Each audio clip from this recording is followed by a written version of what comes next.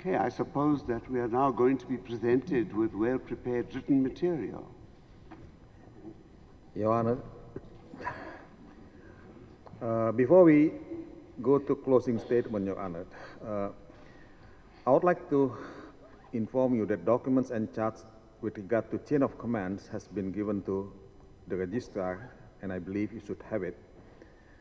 And if you allow us, we would like to take probably 5 minutes of your time to explain briefly about the charts of chain of commands, Your Honor. Okay, provided that you are through with everything by 11:45, can you manage that? Yes, Your Honor. Okay. One of my prosecutors team will present it, Your Honor. Thank you, Your Honor. The document we already submit to register, and I speak with Bahasa for the present the structure comment. Bisa ditampilkan?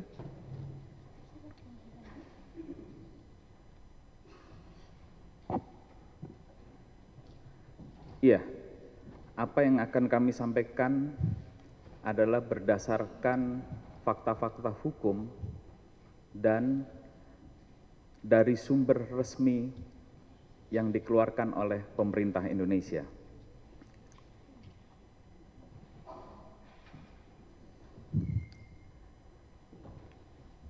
Setelah peristiwa 30 September, Presiden Soekarno menunjuk Mayor Jenderal Soeharto sebagai penanggung jawab pemulihan keamanan dan ketertiban.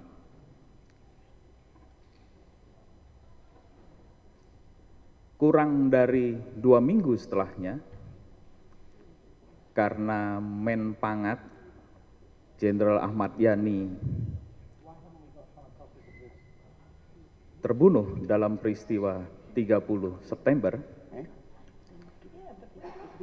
Presiden Soekarno. I'm sorry, people can't see the display. Can we have copies? Yes, yes, yes, it's display. Can we have copies? The display can't be seen, apparently. Can't we have copies? If they can zoom in, at least. But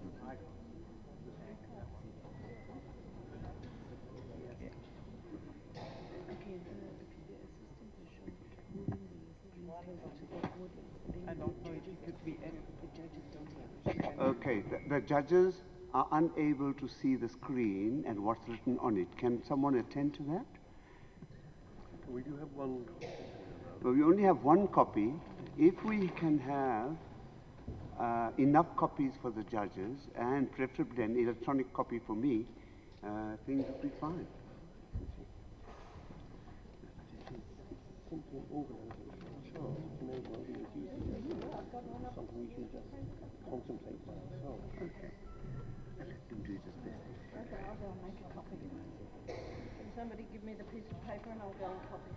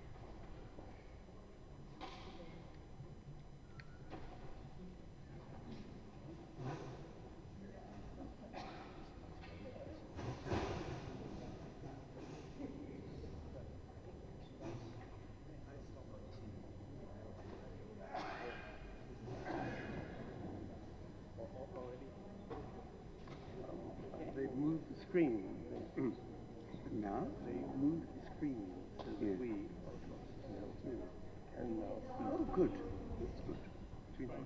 I'll work it out. I don't. Can they give an electronic copy? Dad, give me your memory stick. Are we happy with this, or do you want me to do the No, I think we Give me your memory stick. We'll need it for later. Oh. Sylvia, can you put it on?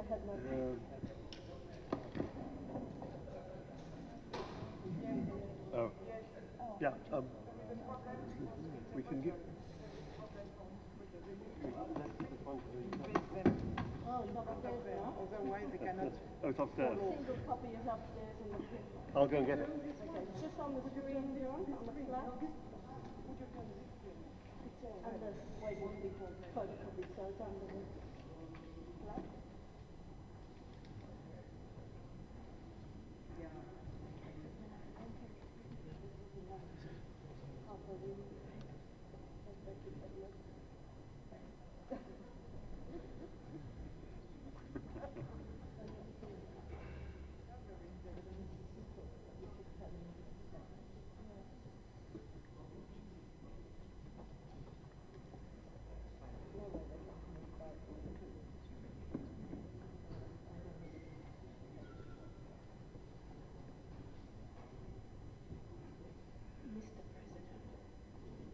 Really?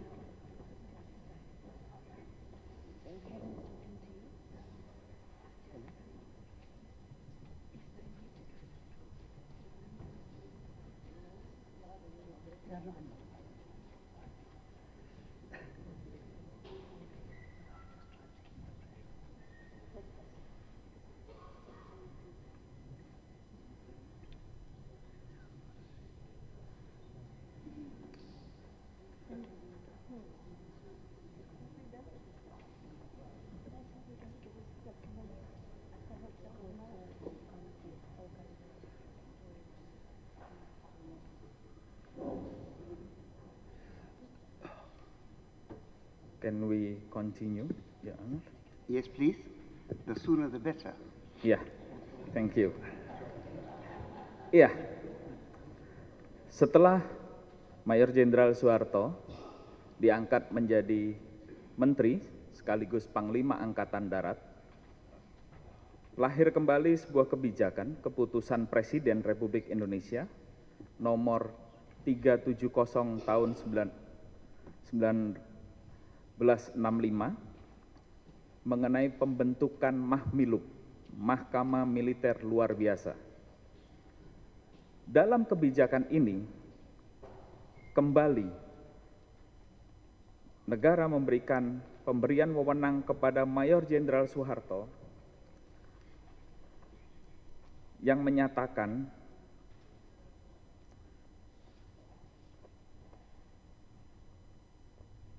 bahwa penunjukan Mahkamah Militer Luar Biasa yang dimaksud dalam penetapan Presiden Republik Indonesia nomor 16 tahun 1963 untuk memeriksa dan mengadili perkara-perkara daripada tokoh-tokoh yang tersangkut atau terlibat dalam petualangan kontra revolusi, yaitu apa yang dinamakan Gerakan 30 September. Kedua, memberikan wewenang kepada Mayor Jenderal TNI Soeharto atau perwira tinggi yang ditunjuk olehnya untuk menentukan siapa-siapa termasuk tokoh-tokoh sebagaimana dimaksud dalam penetapan pertama di atas. B. Bertindak sebagai perwira penyerah perkara dalam perkara-perkara tersebut. C. Menentukan susunan Mahkamah Militer Luar Biasa untuk mempersiapkan, memeriksa, dan mengadili perkara-perkara tersebut di atas. Dikeluarkan pada tanggal 4 Desember 1965. Setelahnya, lahirlah kebijakan baru pada tanggal 6 Desember 1965 mengenai pembentukan komando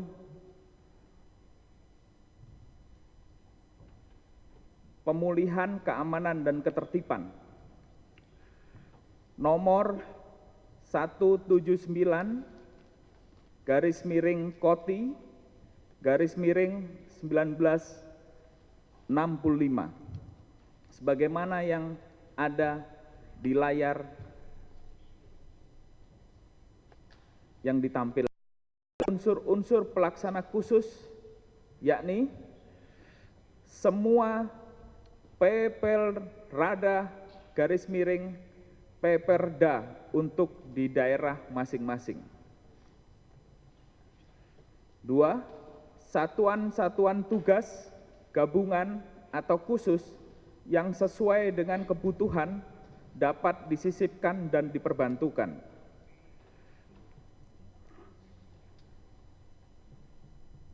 Kebijakan yang terakhir mengenai Kopkamtib ini yang kemudian kami tunjukkan dalam flowchart ini, di mana Pangkopkamtib memiliki struktur dan kekuasaan bukan hanya di lingkungan Angkatan Darat, tapi terhadap seluruh angkatan yang ada, termasuk kepolisian, termasuk juga pakar-pakar dari departemen yang lain, serta Peperalda dan Perada hingga ke tingkat yang paling bawah. Dalam struktur ini sampai kepada tingkat desa. Demikian yang bisa kami sampaikan. Terima kasih.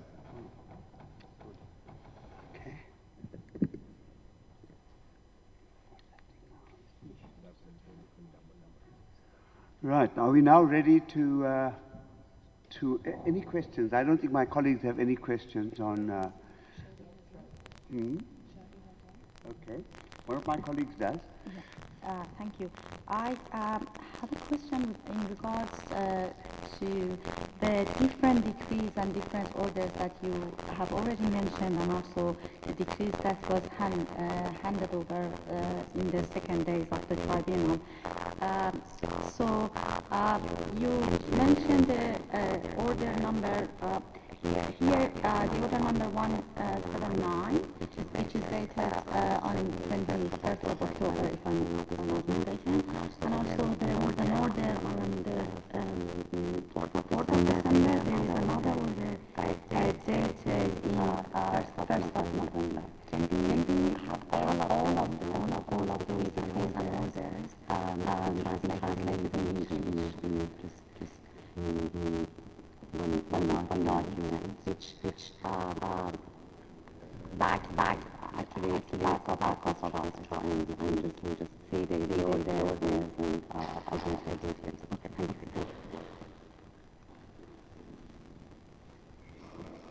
Ya, dapat kami berikan ketetapan lainnya, termasuk yang tadi disampaikan, di mana terkait dengan kebijakan nomor 142/Koti/1965 yang dikeluarkan pada tanggal 1 November. Kami akan copy dan terjemahkan untuk diserahkan kepada yang mulia hakim yang ada. Terima kasih.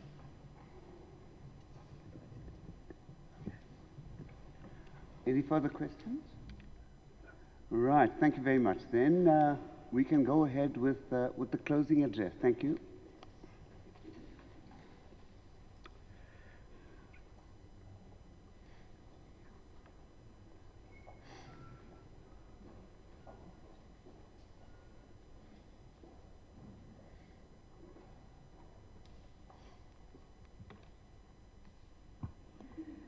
Thank you, Mr. President. Mr. President, Your Honors, dear colleagues, friends, and participants. After 4 days of extremely intense hearings, First, we want to express our deepest thanks, appreciation, and admiration for the survivors and witnesses who had the courage to speak in public of the events in 1965 through 66 and the following years. This is the first time that survivors of the 1965 events have had the opportunity to speak out. This International People's Tribunal was set up to render some form of justice to them, but also to all survivors and victims of the atrocities. Survivors and witnesses have talked about their sufferings, the brutal crimes they were exposed to, and the harm, discrimination, and stigmatization that they face until today. The survivors dare to speak about the unspeakable. They are brave and strong. They have shown that, even after more than 50 years, the crimes and the consequences are present as if they occurred yesterday. They testified for themselves and for their families, but also for all survivors who could not appear before this tribunal. Their testimony has been broadcasted and preserved, and everybody in Indonesia and worldwide can and must listen to their voices. Although the homepage of the tribunal seems to be inaccessible in Indonesia, maybe blocked, means have been found to circumvent this attack against the International People's Tribunal. This is another attempt to silence the voices of the victims.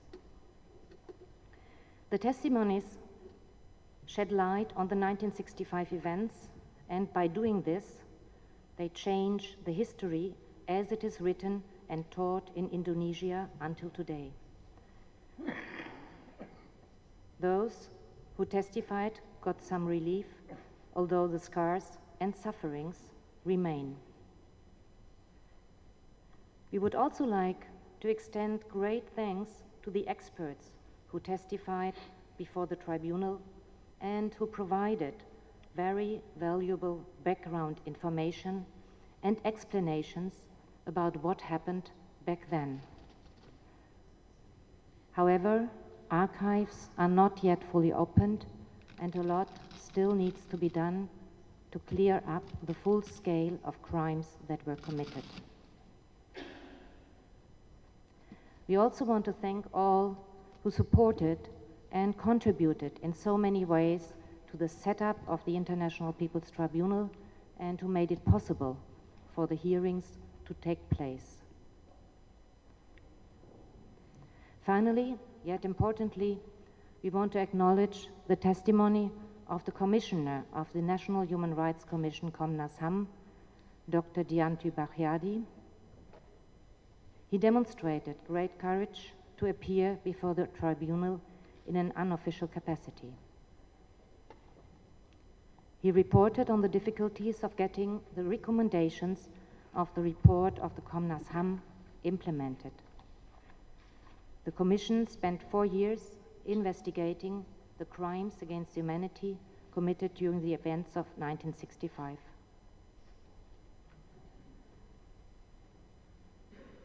He confirmed that the Komnas HAM findings are very similar to the counts 1 to 7 of the indictment that the prosecution submitted to this tribunal. There's enough evidence to open an investigation.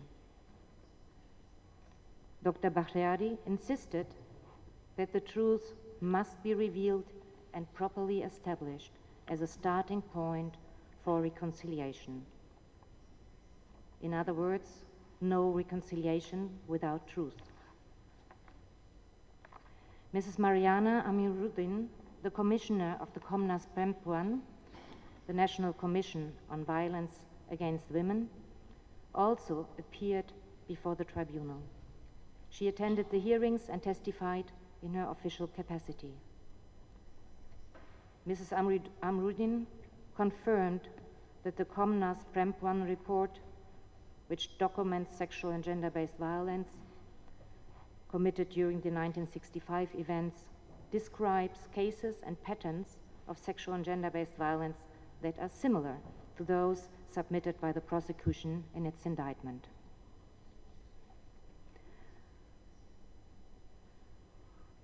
We would like to thank both commissioners for their important contributions through their testimonies and through the reports that they have produced, all based on testimonies of victims. It is unfortunate that the government of Indonesia has not yet implemented the recommendation of both reports. I would also like to mention the difficult circumstances which the hearings of the International People's Tribunal faced. After more than 50 years, the government of Indonesia is still reluctant to acknowledge the facts and the crimes that were committed. It was not possible to hold the hearing in Indonesia, and the government continues to suppress actively the truth about the 1965 events. That is more than regrettable. Nevertheless, it is a great success that the hearings here in The Hague have taken place and that many violations and crimes could be brought before the bench of judges who will assess the evidence. As a German citizen who lives every day with the knowledge of my country's recent criminal and bloody past, and as an international lawyer and here prosecutor before the International People's Tribunal, I would like to begin by quoting from the closing statement of the British lead prosecutor, Hartley Shawcross, in the Nuremberg trial. The law triumphs over the evil. The proceedings were not guided for the sake of revenge, but by the strong resolution that such heinous crimes never ever occur again.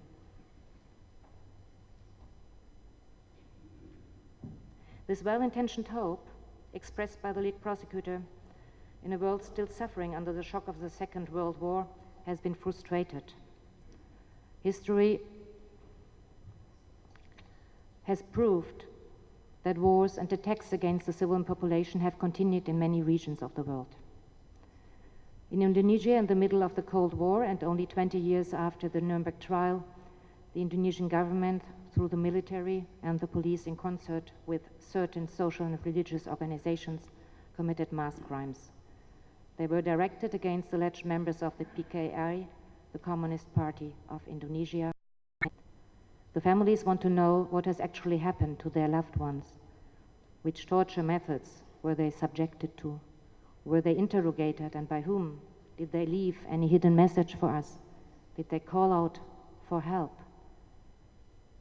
How and where were they killed, and by whom? Were they raped and sexually assaulted? Where were they disappeared to? Why were they selected to be dehumanized? Both of them, the survivors and their families, are seeking justice. But what does justice mean for them? For both of them, justice means, among other things, finding the truth and getting answers to their excruciating and relentless questions which haunt them at night and deprive them of necessary sleep. When they do sleep, it is often inadequate. There is permanent restlessness in their souls, and the events prey on their minds. They are permanently deprived of a peaceful life to this very day. In Indonesia, they are discriminated against, stigmatized, and silenced until today. They demand to know the entire historical truth of what happened to their beloved ones, who are only ghost-like visions as long as no detailed information about their fate is available.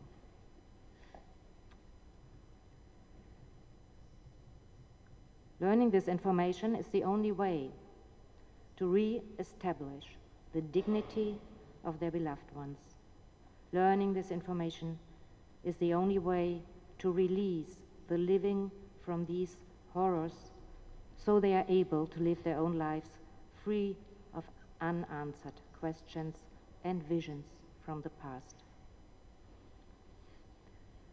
The prosecution believes that we have been able to present strong evidence during the 4-day hearing. We believe this evidence convincingly proves the crimes against humanity as we have listed them in the indictment, and demonstrates the responsibility of the state of Indonesia for these crimes. The evidence presented also confirms that the governments of the United States, the United Kingdom, and Australia are responsible for complicity by offering significant and conscious support to the Indonesian government in its commission of crimes against humanity. However, there may be more foreign government involved. Many archives are still closed. By actively disclosing the evidence, foreign states could contribute to the legitimate search for the truth. The prosecution incorporates and refers to the prosecution's brief outlining the legal framework under international law as applicable to crimes against humanity as charged in the indictment. The indictment does not and cannot cover all crimes that were committed.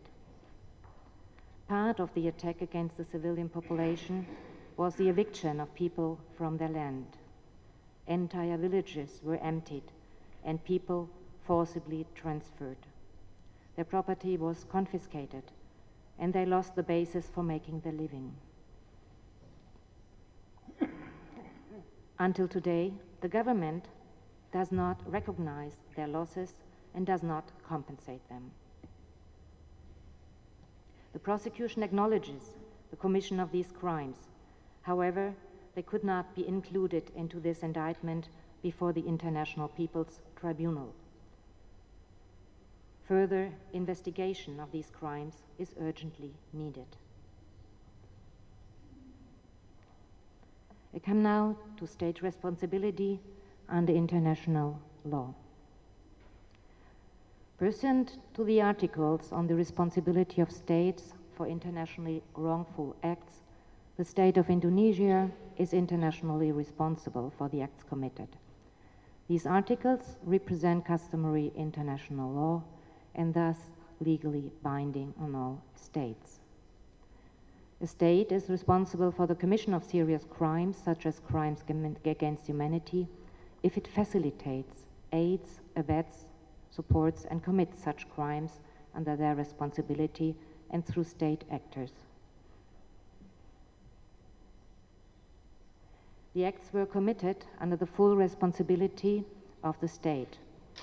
General Suharto immediately assumed de facto control of the capital and the armed forces on 2nd of October 1965. A new operations command for the restoration of security and order, Kopkamtip, was established on 10th of October to implement the liquidation of the PKI and alleged sympathizers.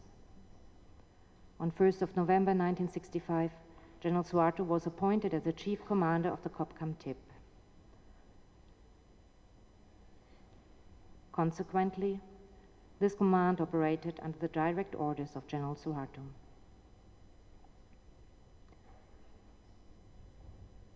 Under the command of the army and in alliance with conservative religious forces, widespread and violent student demonstration spearheaded a campaign to remove President Sukarno from power and annihilate the PKI. In March 1966, General Suharto wrested control from President Sukarno. The following year, he was appointed as President of the State of Indonesia.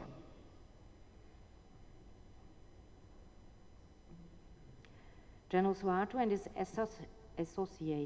associates immediately blamed the PKI as the masterminds of the 30 September movement, a military propaganda campaign distributed pictures of the dead generals with claims that communists, particular communist women, had tortured and mutilated them before death.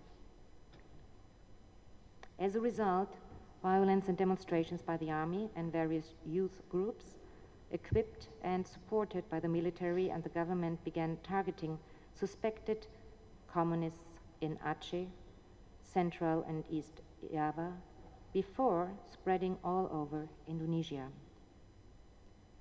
Civilians were killed, raped, tortured, enslaved, or subjected to other crimes against humanity in their own homes or in public places.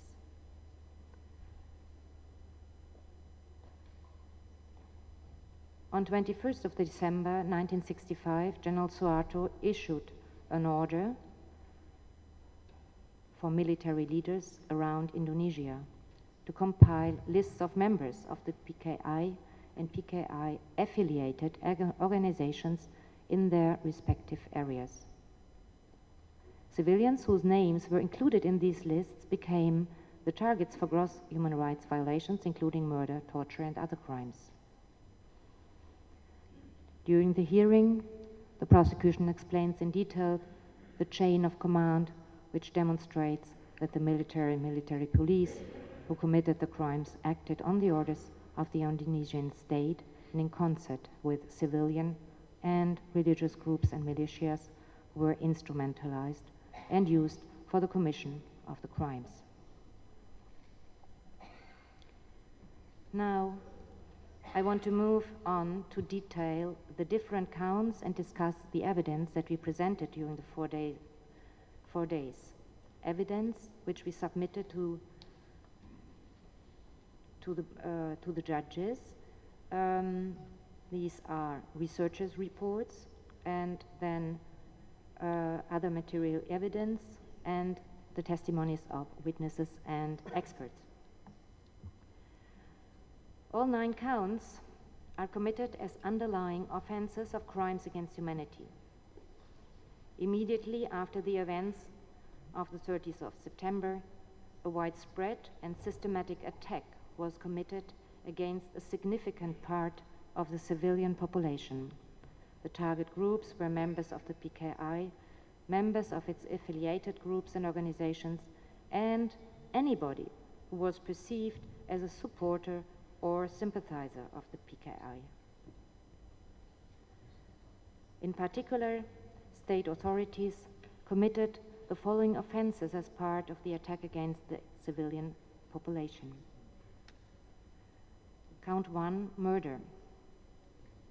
The prosecution presented the statement of Mr. Matono, a survivor of the 1965 events.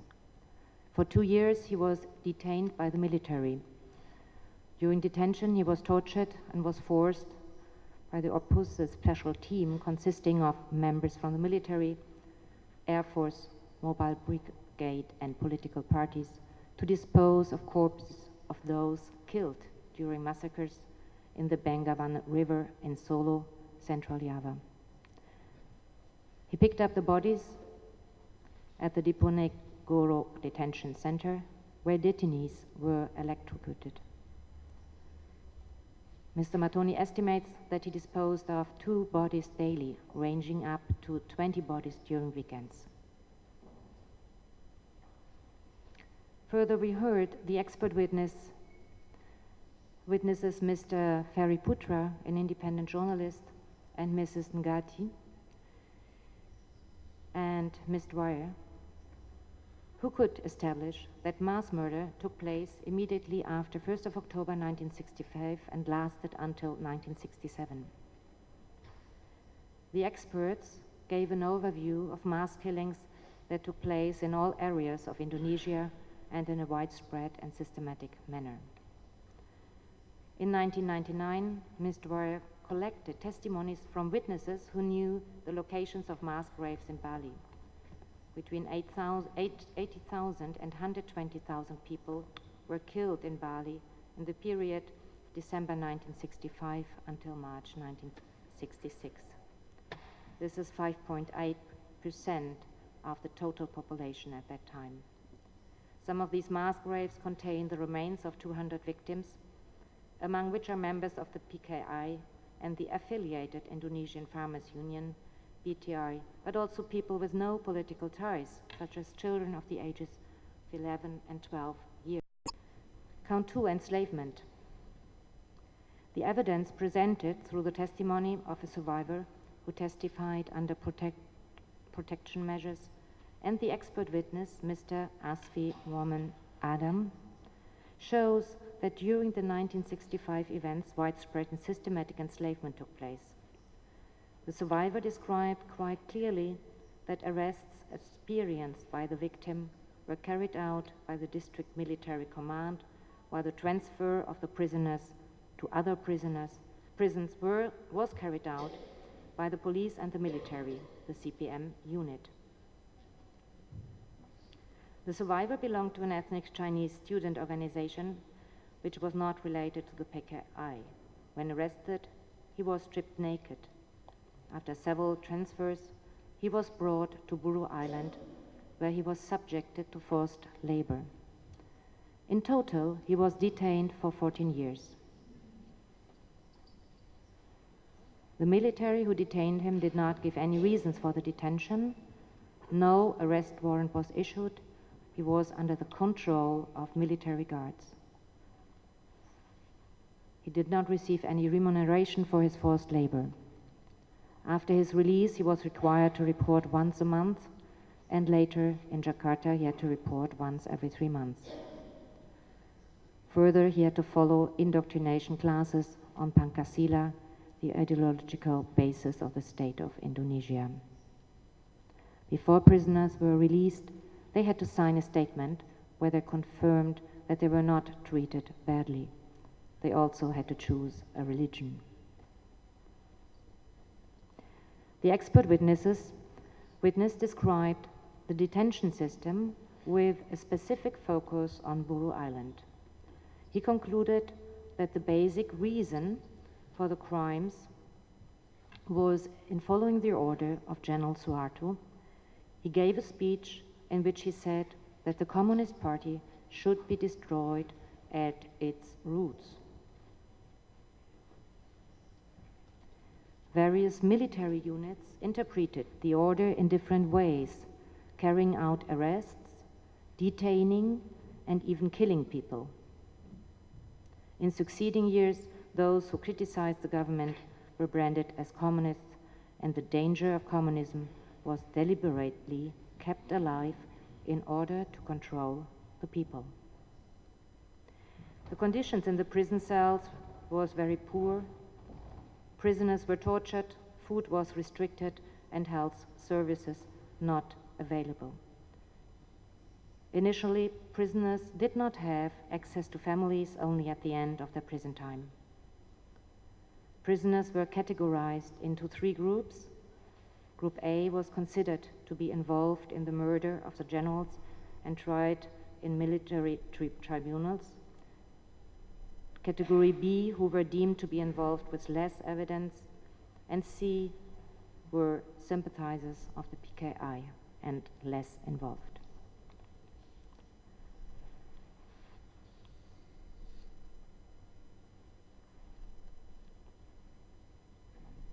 The expert further explains the chain of command and demonstrated that the commander of Kopkamtip decided on all matters.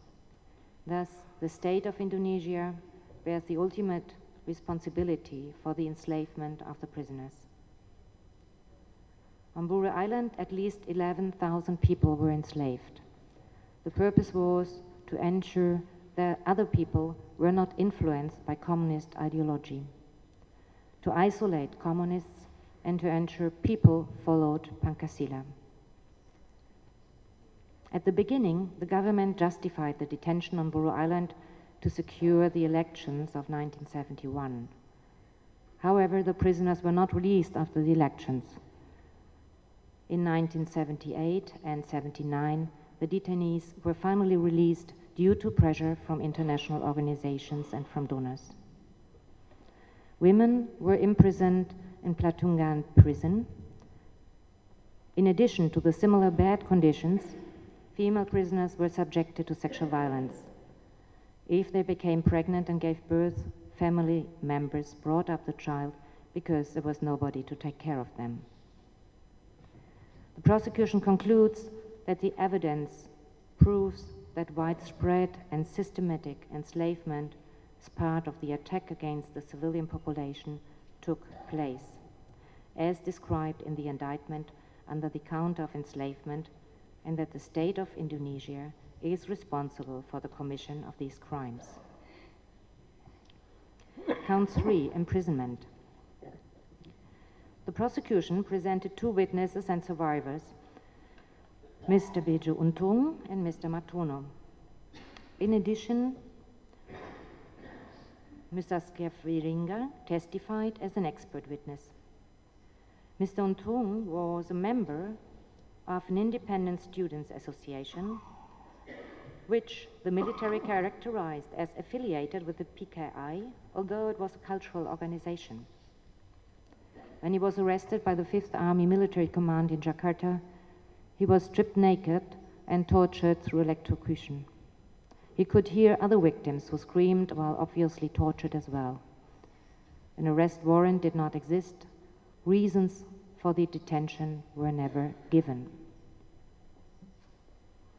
The deprivation of liberty was arbitrary and without legal basis. He was never brought before an independent and impartial court. He was also held in prison under poor conditions without access to sufficient food and health care. The prisons were overcrowded. Prisoners had no access to a lawyer, and their families and relatives did not visit them. Today, Mr. Untung chairs a victims' association. He himself collected 200 statements of survivors who were imprisoned. Likewise, Mr. Motono was held in detention without any legal basis and due process. He was also tortured and electrocuted and subjected to interrogations.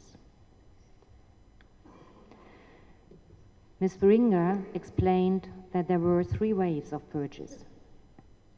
First, prisoners were tested in 1966 following purges of members of the military and the bureaucracy who were deemed sympathizers of the PKI. The second wave of testing was in the early 1970s, for instance in Buru Island, for which more elaborate tests were developed. I'm sorry to interrupt, but I know that you have a written document there which you would ideally like to read to the end. Yes. I wonder whether time constraints will allow us to do that. And I wonder whether you would not be able to concentrate on the main points and let us have the document in writing, because at the rate at which you have been going, I don't think you'll finish before 1:45. And then that does take a long time. So is it possible or is it not possible? What time is it now? It's already after 12, yeah. Sorry? It's already after 12 o'clock.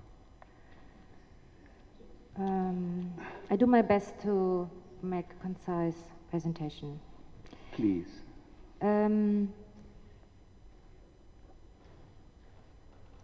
I continue with the third wave, which was at the end of the 1970s to determine who could be liberated. Those deemed more staunchly communist were released much later. A major aim of the operation was to have the COP country action accepted as normal. On 1st of November 1965, Nasution established that prisoners should be categorized. Ms. Veringa described the categorization of prisoners.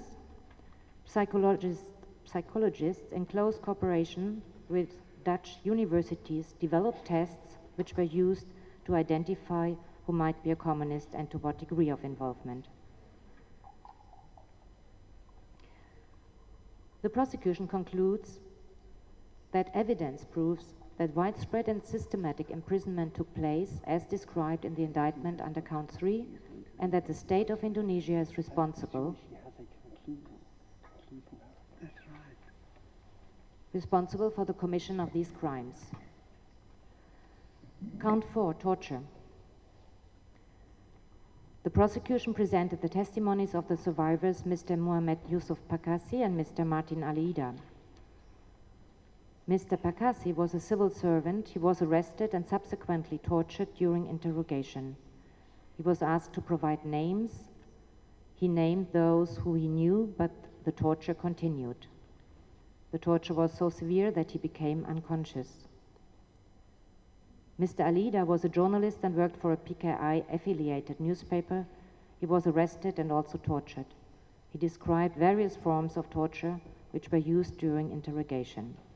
He was detained for 1 year. He reported about others who were tortured as well. The prosecution concludes that evidence proves that widespread and systematic torture was committed, as described in the indictment under Count 4, and that the state of Indonesia is responsible for the commission of these crimes. Count 5, sexual violence. The prosecution presented for this count the testimony of one survivor of sexual violence who testified under protection measures, and Ms. Wieringa as expert. The survivor described that she was stripped naked while arrested and interrogated. The military searched for a mark on her body that would show a sign from the women's organization Gawani. Her genitals were burned and she was heavily tortured and raped during detention. She was also forced to oral sex. Eventually, she was physically and psychologically destroyed. Until today, she is still suffering from these sexual attacks against her. She is still wondering why these crimes were committed against her and could not get an answer until today. Ms. Wieringa presented an overview about the patterns of sexual violence committed mainly against women. She conducted herself research and interviewed survivors who met in focus groups.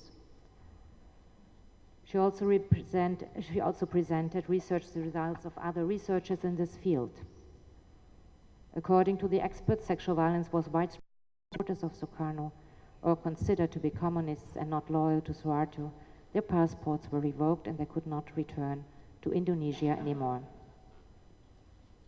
They were outlawed and eventually became stateless for decades.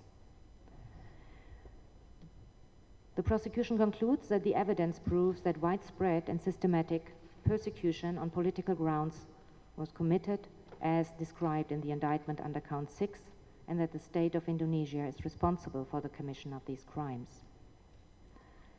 Count 7, enforced disappearance. The prosecution presented two witnesses, Mr. Astaman Hasibuan, whose father disappeared. The parents were members of a local branch of the PKI. His father was arrested but eventually could not find information where he is, whether and where he died and where he was buried. He searched for witnesses. Since 10th of December 1965, he lost all traces of his father. The witness confirmed that in many cases people were arrested, transferred to different places and then simply disappeared. Mostly at night, they were taken from their place of detention and never returned. Their families have never received information of their whereabouts. The prosecution submits that the count of disappearance as crimes against humanity is established. The second witness, Miss Intan, told the story about her brother, father, and then her mother, who were arrested by the military. They were accused to be a member of the Communist Party. They disappeared. The father disappeared from the prison. Other family members were also detained and disappeared. She searched everywhere and until today. Not knowing haunts the victims who lost their family members and asking the same questions. Where are they?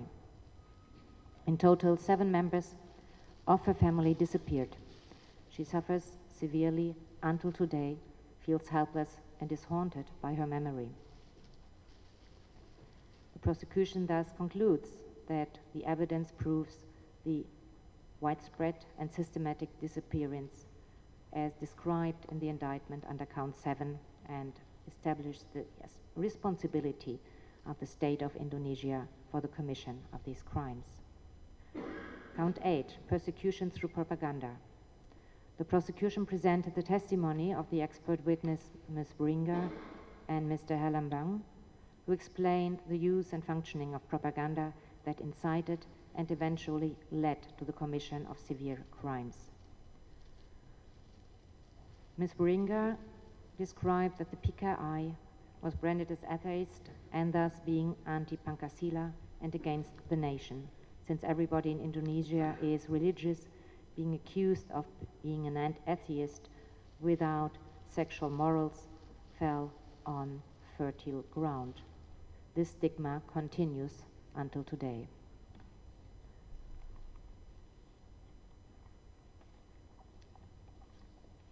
Immediately after 30th of the September coup, the military established the narrative through the book of the military historian Nugroho Noto Susanto, which was already published in December 1965. Newspapers were banned and only army-owned newspapers were allowed. The military spread the false story that girls from Gavani seduced the general, danced naked and castrated them. The PKI was accused of having trained the girls. Although the results of the autopsy evidence showed that this was untrue, it is still until today a common opinion, often uncontested, that the sexual immoral PKI murdered the generals and used the girls to assault them sexually and take their manhood. The anti-PKI campaign was widely spread via various means and instruments, including movies, school curriculum, books, ceremonies, and monuments. Experts' analysis also confirmed that the hate propaganda led to acts of discrimination, marginalization, humiliation, and dehumanization of the PKI, and in particular Garvani, including those who might be affiliated with them. The propaganda created cultural fear. Ms. Bringa concluded that the military was conscious about the powerful effects that the propaganda campaign, full of lies, could and would have. The radio was the most effective means to spread the propaganda campaign. The prosecution concludes that the evidence proves that widespread and systematic persecution through propaganda took place as described in the indictment under count 8. The responsibility of the state of Indonesia for the commission of these crimes could be established. Come to the last count, number 9, complicity by the United States, United Kingdom, and Australia. The prosecution presented two expert witnesses, Mr. Simpson and Mr. Helambang, who informed us about the US, UK, and Australian involvement and support given to the state of Indonesia.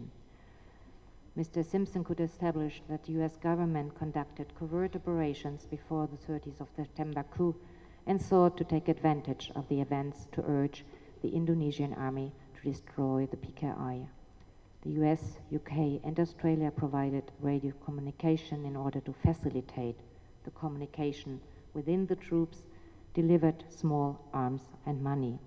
They supported Indonesia in the commission of the mass crimes. Even lists of PKI members were provided. Mr. Helambang explored another area, the cultural influence through the CIA, which manipulated the Indonesian intellectuals to uphold anti-communist opinions. The prosecution concludes that the evidence proves that the US, UK, and Australia are accomplices in the commission of the crimes of murder, enslavement, imprisonment, torture, sexual violence, persecution, and forced disappearance as crimes against humanity. After 4 days of hearings, I want to revisit the question of my colleague and chief prosecutor who asked in the prosecution's opening statement the questions, why are we here? We conclude that we made an important and enormous step forward on the long journey in the search for the truth, which was silenced for so many decades. It is also a great step forward to call upon Indonesia to acknowledge and recognize eventually the report of the National Human Rights Commission from 2012, to follow their recommendations and to start immediately proper investigations into the large-scale crimes that were committed. We truly believe that the International People's Tribunal will open the door for a genuine acknowledgement of the crimes committed by the Indonesian government and the individual perpetrators. We truly believe that it will open the door for sincere apologies, for reparations, and for rehabilitation of those who are discriminated until today. The Tribunal will also significantly contribute to the long and continuing fight against impunity. The survivors call upon the international community to acknowledge their complicity, to break the silence, and put the historical record right. This tribunal is also indispensable in reminding everyone that such crimes must never